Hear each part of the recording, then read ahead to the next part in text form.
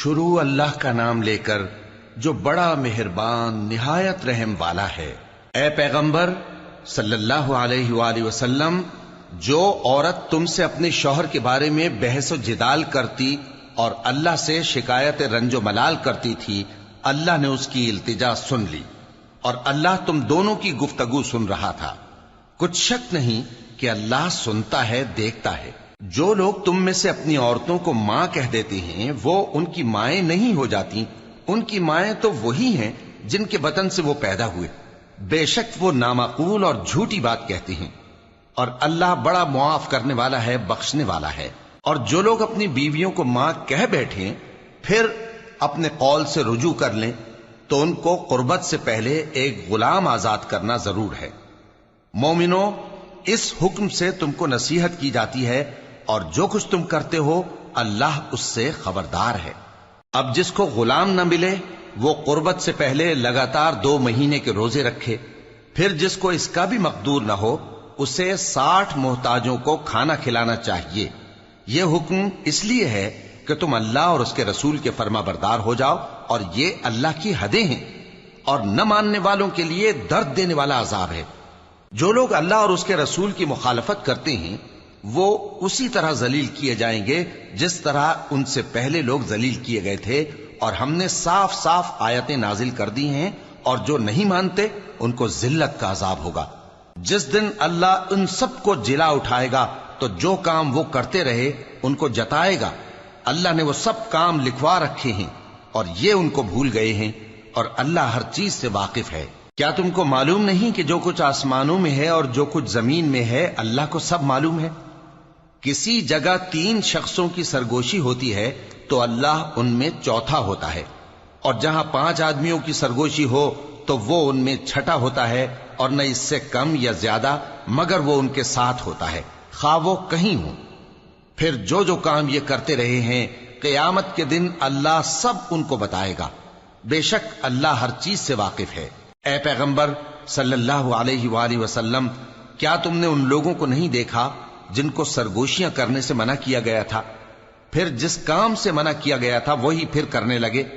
اور یہ تو گناہ اور ظلم اور پیغمبر صلی اللہ علیہ وآلہ وسلم کی نافرمانی کی سرگوشیاں کرتے ہیں، اور جب تمہارے پاس آتے ہیں تو اللہ تعالیٰ کے بتائے ہوئے الفاظ کے بجائے دوسرے الفاظ میں تمہیں دعا دیتے ہیں، اور اپنے دل میں کہتے ہیں کہ اگر یہ واقعی پیغمبر ہیں تو جو کچھ ہم کہتے ہیں اللہ ہمیں اس کی سزا کیوں نہیں دیتا؟ اے پیغمبر صلی اللہ علیہ وآلہ وسلم، ان کو دوزخ ہی کی سزا کافی ہے، یہ اسی میں داخل ہوں گے اور وہ بری جگہ ہے۔ مومنو، جب تم آپس میں سرگوشیاں کرنے لگو تو گناہ اور زیادتی اور پیغمبر کی نافرمانی کی باتیں نہ کرنا، بلکہ نیکوکاری اور پرہیزگاری کی باتیں کرنا، اور اللہ سے جس کے سامنے جمع کیے جاؤ گے ڈرتے رہنا۔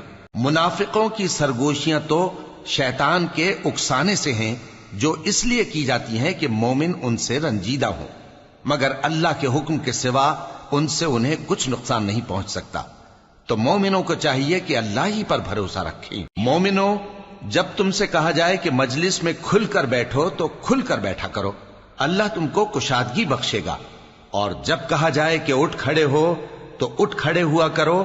جو لوگ تم میں سے ایمان لائے ہیں اور جن کو علم عطا کیا گیا ہے اللہ ان کے درجے بلند کرے گا، اور اللہ تمہارے سب کاموں سے واقف ہے۔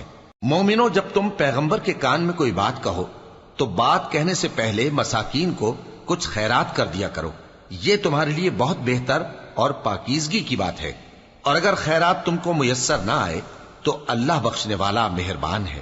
کیا تم اس سے کہ پیغمبر کے کان میں کوئی بات کہنے سے پہلے خیرات کرو ڈر گئے؟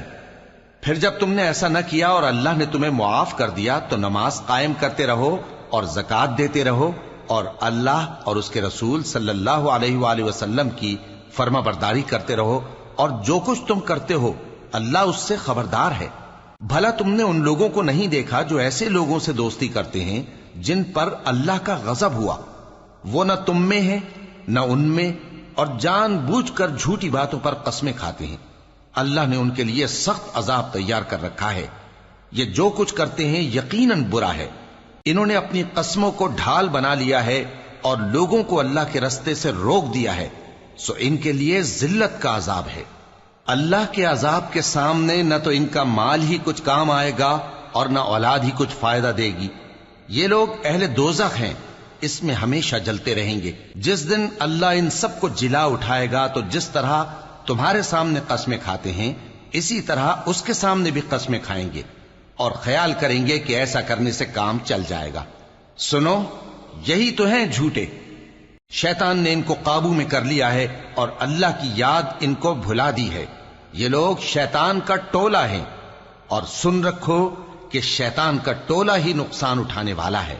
جو لوگ اللہ اور اس کے رسول صلی اللہ علیہ وآلہ وسلم کی مخالفت کرتے ہیں وہ نہایت ذلیل ہوں گے۔ اللہ نے یہ بات لکھ دی ہے کہ میں اور میرے پیغمبر ضرور غالب رہیں گے۔ بے شک اللہ زور آور ہے، صاحب اقتدار ہے۔ جو لوگ اللہ پر اور روز قیامت پر ایمان رکھتے ہیں تم ان کو اللہ اور اس کے رسول صلی اللہ علیہ وآلہ وسلم کے دشمنوں سے دوستی کرتے ہوئے نہ دیکھو گے، خواہ وہ ان کے باپ یا بیٹے یا بھائی یا خاندان ہی کے لوگ ہوں۔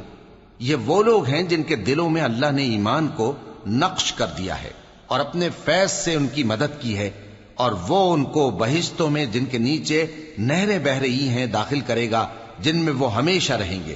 اللہ ان سے خوش اور وہ اللہ سے خوش۔ یہی لوگ اللہ کی جماعت والے ہیں۔ سن رکھو کہ اللہ کی جماعت والے ہی کامیاب ہوں گے۔